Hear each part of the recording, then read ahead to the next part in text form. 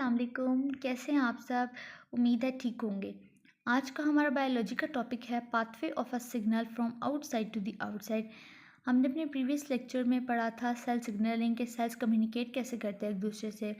इसमें हम पढ़ेंगे कि कौन सा ऐसा पाथ है कि जिससे सेल्स या तो कम्युनिकेट करते हैं या तो आउटर टू इनर मूव करते हैं, मूवमेंट होती है उनकी। वो हमने आज पाथवे पढ़ना है। The process by which a signal on a cell surface is converted into a specific cellular response in a series of steps is called the signal transduction pathway.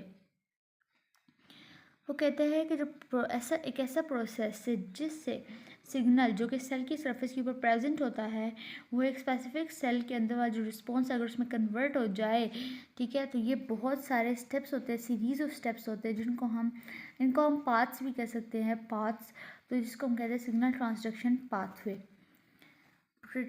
इसके अब दो टाइप्स होती हैं, एक प्रोटीन सिग्नलिंग, एक steroid signalling. First of all हम लोग protein signalling को स्टडी करते हैं। Protein signalling, protein and the peptide hormones are water soluble.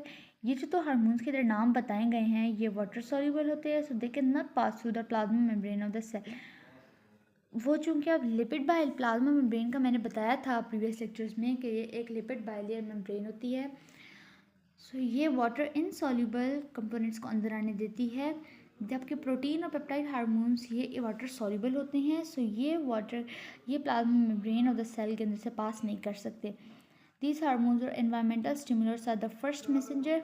अब ये हार्मोन्स और एनवायरमेंटल स्टिमुलस जो होते हैं, ये स्टिमुलस जो एनवायरनमेंट में प्रेजेंट होते हैं ये फर्स्ट मैसेंजर होते हैं, और ये क्या करते हैं अपने रिसेप्टर्स के साथ बाइंड करते हैं जब प्लाज्मा मेम्ब्रेन के ऊपर प्रेजेंट होते हैं टारगेट सेल के, जिन्होंने एक ऐसा सेल कि जिन पर इन्होंने टारगेट करना होता है उसको टारगेट सेल कहते हैं। और यहाँ से एक सीरीज ऑफ इवेंट स्टार्ट होता है सेल के अंदर जो कि एक सेकंड मैसेंजर को जनरेट करता है। वो सेकंड मैसेंजर कौन होता है? वो होता है CAMP। ये एब्रीवेशन है विच stands for cyclic adenosine monophosphate. Second messenger का क्या काम होता है? वो ट्रिगर करता है जो सेल के अंदर दूसरी चेंजेस आनी होती है ना, उसको ट्रिगर करता है, जैसे कि एक्टिवेशन ऑफ एंजाइम्स या फिर जीन एक्टिवेशन, मतलब एंजाइम या जीन की एक्टिवेशन को ट्रिगर करता है। ये इसकी डायग्राम दी हुई है, इसमें क्या बताया है कि ये पेप्टाइड हार्मोन या प्रोटीन हार्मोन जो हैं वो रिसेप्टर के साथ बाइंड करते हैं, अंदर जाते हैं, सिग्नल ट्रांसड्यूस होता है। इस तरह सिग्नल ट्रांसड्यूस होता है, ये नंबर ऑफ़ मॉलिक्यूल जो एक्टिवेट हुए होते हैं जिनको सेकंड मैसेंजर एक्टिवेट करता है, ये वो नंबर ऑफ़ मॉलिक्यूल्स है।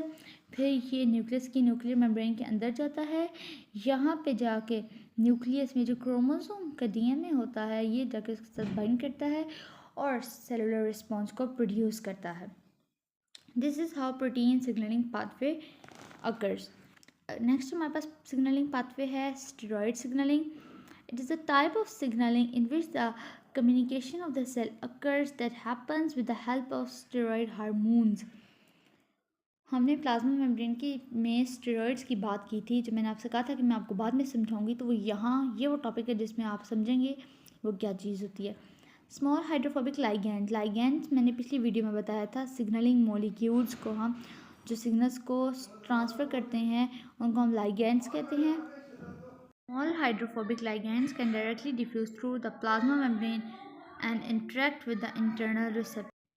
Important members of this class of ligands are the steroid hormones. Steroids are lipids that have a hydrocarbon skeleton with the 4 fused rings. वो कहता है कि कुछ हाइड्रोफोबिक लाइगैंड्स जो होते हैं, वाटर हीटर लाइगैंड्स होते हैं, वो डायरेक्टली प्लाज्मा मेम्ब्रेन से चले जाते हैं, अंदर चले जाते हैं और जो अंदर वाले रिसेप्टर होते हैं उनके साथ बाइंड कर लेते हैं। लेकिन जो इम्पॉर्टेंट मेंबर्स होते हैं इन लाइगैंड्स के वो स्टेरॉइड हार्मोन्स होते हैं।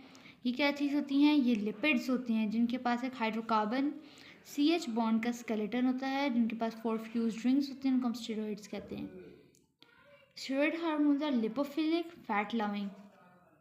लिपोफिलिक फैट, लिपो हम लिपिड को भी कह सकते हैं और फैट को भी कह सकते हैं। लविंग, फिलिक का मतलब लविंग होता है। It means they can freely diffuse across the plasma membrane. ये तो चूँकि लिपोफिलिक होते हैं और मेम्ब्रेन तो लिपिड बाइलेयर है, तो ये तो ईजिली जा सकते हैं।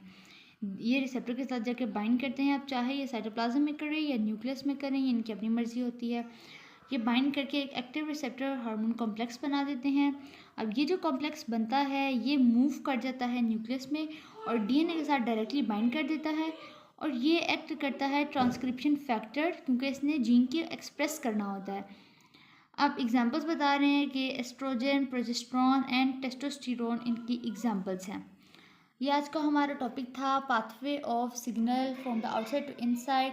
अगर आपको कोई भी क्वेरी है तो आप मुझसे कमेंट सेक्शन में पूछ सकते हैं। I will surely answer you. इंशाल्लाह हम अगला टॉपिक नेक्स्ट लेक्चर में स्टार्ट करेंगे। ओके, इंशाल्लाह। अल्लाह हाफिज़।